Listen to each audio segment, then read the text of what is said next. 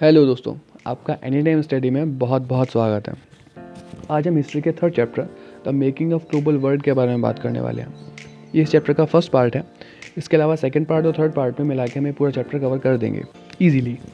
ठीक है, आज के इस फर्स्ट पार्ट में हम किन किन टॉपिक को कवर करने वाले हैं वो आपके सामने आपको स्लाइड पर दिख रहे होंगे। इनमें से 2-3 टॉपिक तो बहुत ज़्यादा इंपॉर्टेंट है। कुल मिला के पहला टॉपिक सिल्क रूट होने वाला है। दूसरा टॉपिक कॉन्क्वेस्ट ऑफ अमेरिका, यानी कि अमेरिका किस तरह से कॉन्क्वेस्ट होता है, पोर्चुगीज़ और स्पेनिश लोग उसे किस तरह से जीत लेते हैं। थर्ड टॉपिक है 3 टाइप्स ऑफ फ्लो, यानी कि कॉन्क्वेस्ट होने के बाद जब ग्लोबल वर्ल्ड बन जाता है तो किस तरह से चीज़ों का फ्लो शुरू होता है। इसके अलावा corn law of Britain, Britain में किस तरह से कॉर्न को लेकर एक लॉ बनाया जाता है। और फिफ्थ और लास्ट टॉपिक होने वाला है कैनाल कॉलोनीज पंजाब, यानी कि पंजाब में किस तरह से कैनाल कॉलोनीज बनाई जाती है, उनका क्या फ़ायदा होता है, एग्रीकल्चर में उससे क्या बेनिफिट मिलता है। ये सारे टॉपिक हम कवर करने वाले हैं।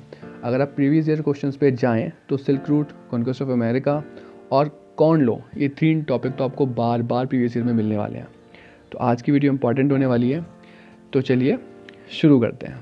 Pre modern world, first point, traveller, trader, priest, pilgrims used to travel for knowledge, opportunity and spiritual fulfilment.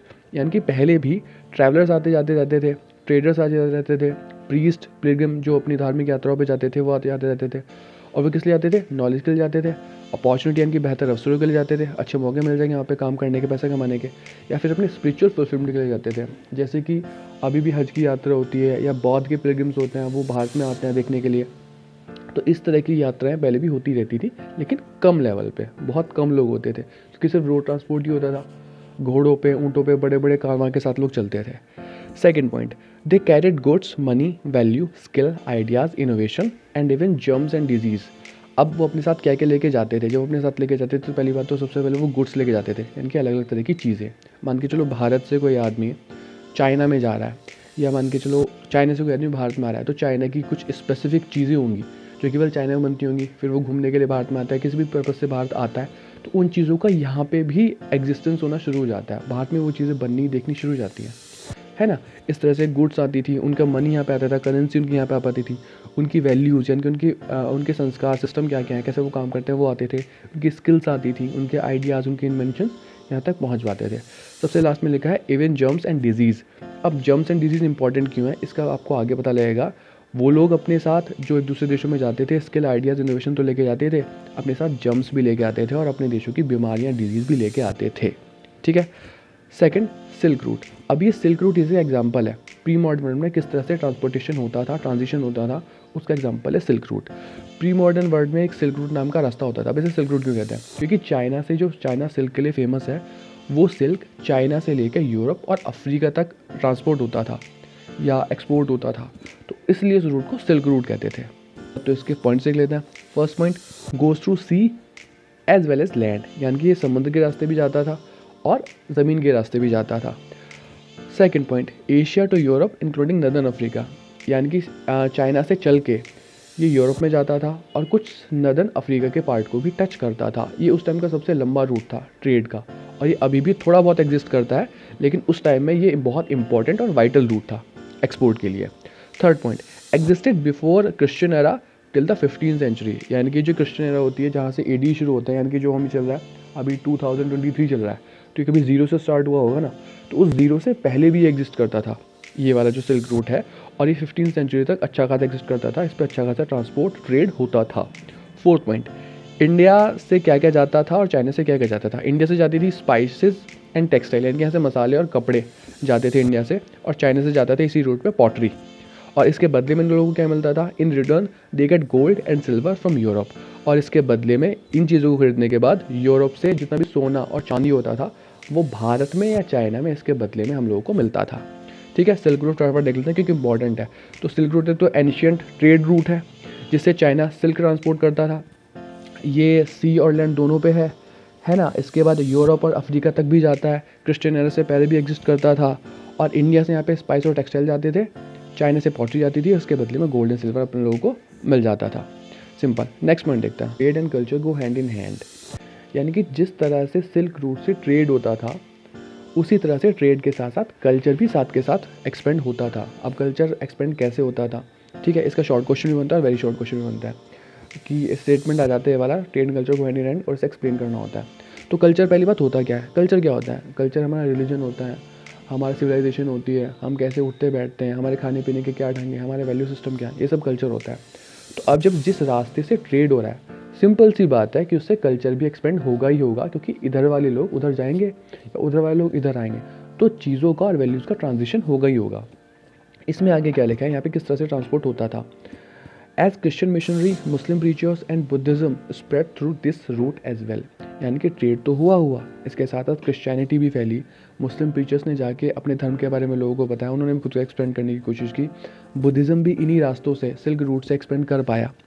तो इसलिए ट्रेड तो होता ही था, साथ के साथ ये कल्चर भी फैलता था, कल्चर भी एक्सपेंड करता था, इसीलिए कहते हैं trade and culture go hand in hand.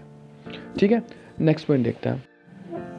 अब ना थोड़ी यूरोप की सिचुएशन देख लेते हैं, क्योंकि अब तक हमने पढ़ा है कि उससे पहले ट्रेड नहीं होता था इतना ज़्यादा, लोग इधर उधर कम आते जाते थे, उतना ज़्यादा ट्रांसपोर्टेशन भी नहीं होता था। तो अब ऐसा क्या होता है कि ट्रांसपोर्टेशन होना शुरू हो जाता है। अब क्या होता है, ब्रिटेन में या पूरे यूरोप में, फ्रांस में, इन सब जगहों में प्रॉस्पेरिटी उतनी नहीं थी। ठीक है, एग्रीकल्चर का प्रोडक्शन कम होता था, पॉपुलेशन ज़्यादा होती थी, तो इस वजह से ये लोग चाहते थे कि इनके प्रॉस्पेरिटी आए, है ना, जिससे लोगों को ज़्यादा से ज़्यादा खुश रख सके। तो ये लोग एक्सपीडिशन करना शुरू करते हैं। एक्सपीडिशन मतलब जहाज़ में बैठते थे, दूर दूर तक जाते थे, नई ज़मीनें ढूंढते थे, उसे नया बिजनेस बना सकें, नया मार्केट बना सकें, नए प्रोडक्शन के मेजर्स ढूंढ सकें, इसलिए से एक्सपीडिशन करते रहते थे। और ऐसा होते होते बात आ जाती है 1600 में, जब अमेरिका की डिस्कवरी कर लेता है क्रिस्टोफर कोलंबस। ठीक है, क्रिस्टोफर कोलंबस अमेरिका को ढूंढ लेता है, उसे पता लगता है भाई ये एक ज़मीन है जिसे अमेरिका कहते हैं, वो उसे अमेरिका नाम देता है। और अमेरिका का डिस्कवर होने के बाद फिर लगता है यूरोप को कि भाई हाँ, यहाँ से हम अपनी तकदीर बदल सकते हैं, अपनी प्रॉस्पेरिटी की राह खोज सकते हैं। तो फिर क्या होता है, यूरोपिया से बहुत सारे लोग जाते हैं और बहुत सारे देश के लोग जाते हैं कि अमेरिका को कॉन्क्वेस्ट करने के लिए, उसे कॉलोनाइज़ करने के लिए, कि ज़्यादा से ज़्यादा ज़मीन पर कब्जा करेंगे और अपने देश के लिए ज़्यादा से ज़्यादा प्रोडक्शन हम वहाँ पर कर पाएंगे। तो conquest of America, first point. सबसे पहले क्या होता है, Portuguese and Spanish people conquested America. तो किसने कॉन्क्वेस्ट किया, पोर्चुगीज़ ने किया और स्पेनिश ने किया। Second, they did not get successful because of superior military power but because of germs like small pox.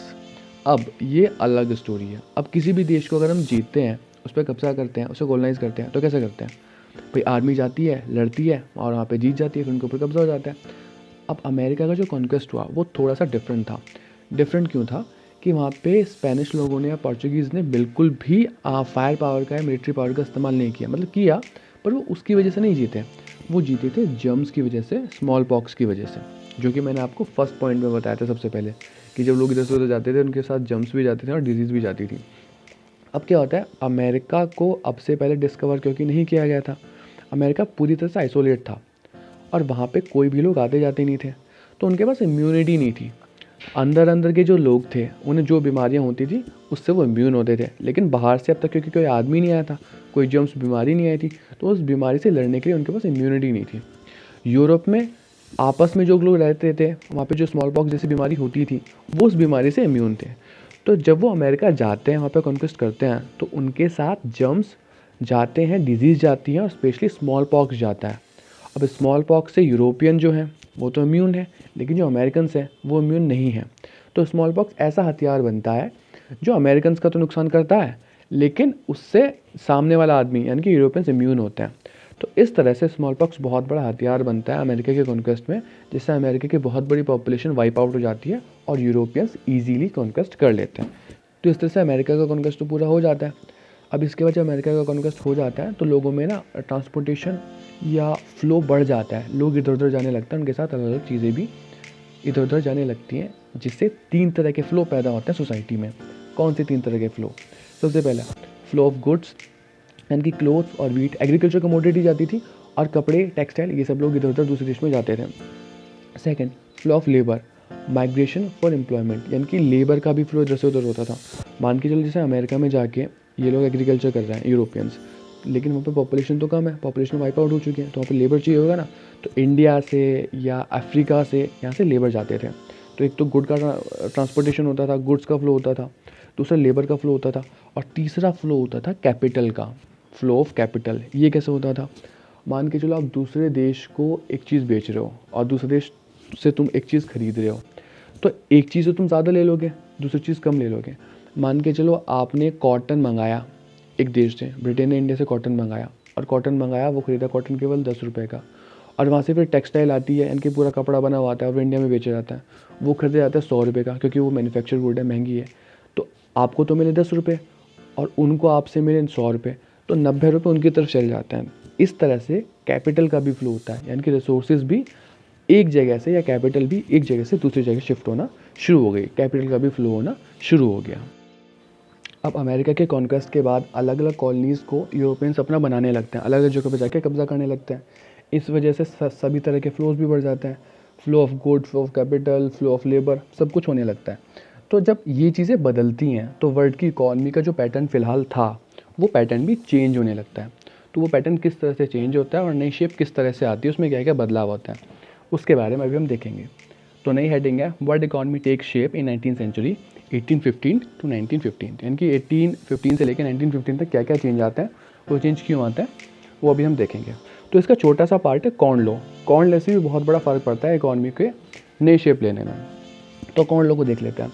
First point, in early Britain living standards were low, rise in population also increase the prices of wheat. यानी कि क्योंकि इनके living standards पहले से लो थे और population बढ़ती जा रही थी, तो इसकी वजह से जिनके इनके कॉर्न के प्राइस थे, यानी कि अनाज के प्राइस थे, अलग अलग तरह के अनाजों को कॉर्न कहते थे ब्रिटेन में, तो उसके क्या प्राइसेस भी बढ़ते जा रहे थे। ऐसे में गवर्नमेंट एक नया लॉ लेके आती है।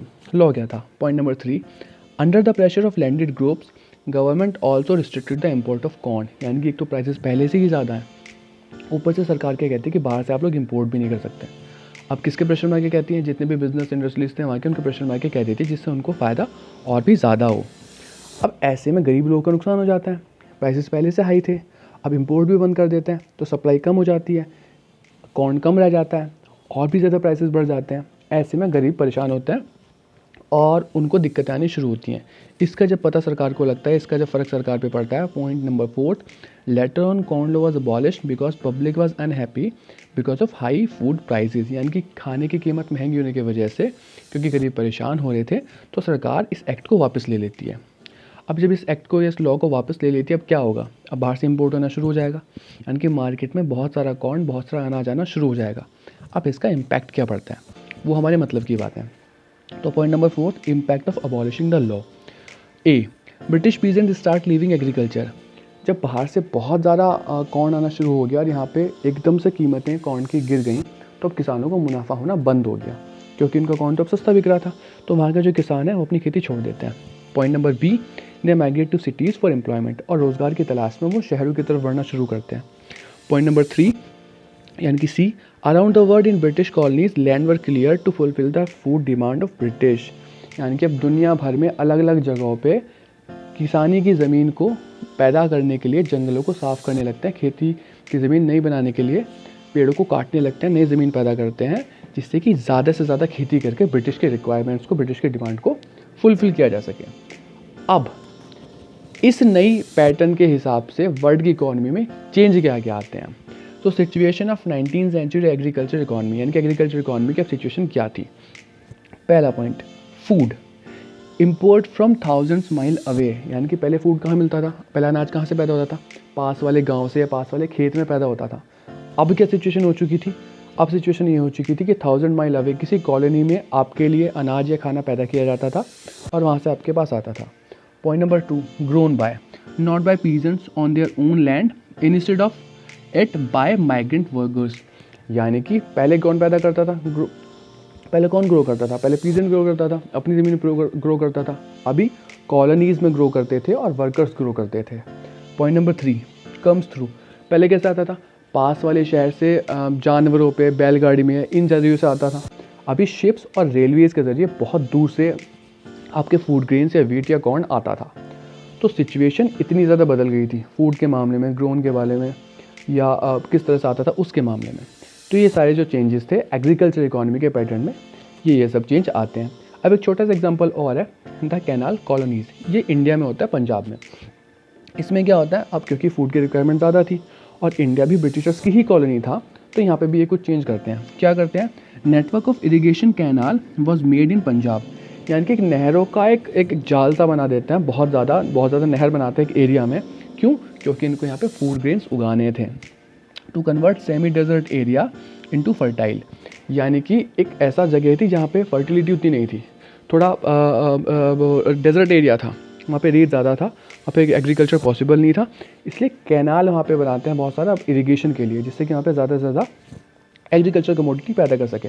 Point number 3, wheat and cotton were main crops, यहाँ पे सबसे ज़्यादा वीट और कॉटन उगाते थे। Point number 4, colonies were made there to settle farmer and workers, और बाहर से लाके किसानों को यहाँ पे बसा रहे थे, वर्कर्स को यहाँ पे बसा रहे थे, जिसकी वजह से यहाँ पे खेती अच्छी खासी हो सके, उसे ह्यूमन मिल सके और यहाँ पे लेबर मिल सके। तो मुद्दा क्या है मेन, कैनाल कॉलोनीज़, यानी कि नहर के आसपास जितने भी शहर या गांव बसाया गया है, जिससे कि यहाँ पे और ज़्यादा खेती पैदा कर सके, वहाँ पे वीट और अपना कॉटन पैदा कर सके, उन कॉलोनीज़ को कैनाल कॉलोनीज़ कहते थे। वो कहाँ पे थी? पंजाब में थी। क्यों? क्योंकि ज़्यादा से ज़्यादा एग्रीकल्चर का प्रोडक्शन हम लोगों को बढ़ाना था। लाइक और शेयर ठोक दीजिए, महाकाल का दबा के लाइक और शेयर ठोक दीजिए।